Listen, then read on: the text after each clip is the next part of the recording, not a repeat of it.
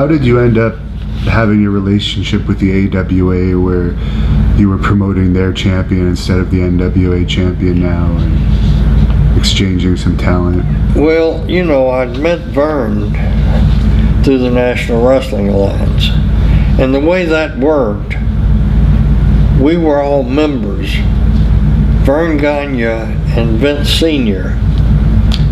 were at every alliance meeting and were every bit as much of a member as me or anybody else.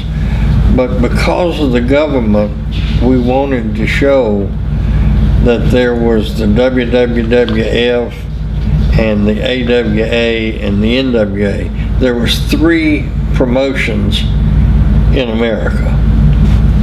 And but I'd gotten to know Vern, and I was a great respecter of his amateur background too. And back in those days, everybody kind of knew the people that really respected wrestling and those that were just all wrestlers, put them in a sack. Nick thought that. The Sheik kind of thought that.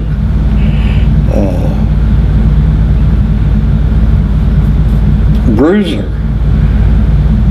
was a tough guy in his youth, but he didn't have a lot of respect for people that could really wrestle. And that's, you know, it's like Stu Hart loved wrestling, tough guys. Frank Tunney was probably a much better promoter, but he didn't have that passion for shooters.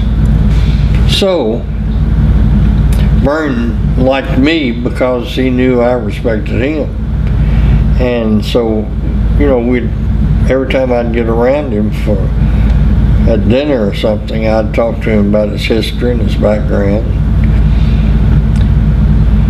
At any rate, we liked each other. And then he had, in my opinion, some of the greatest talent that ever stepped in the ring.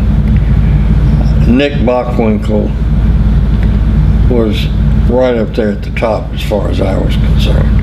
Kurt Hennig was a fabulous wrestler and funny, and we really liked each other. And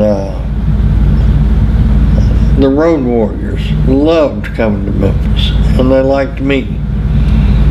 So it was kind of a natural thing that when Vern called and said, you know, can you send me somebody that can teach me these music videos, I sent him Mike Shields, who was my first video man.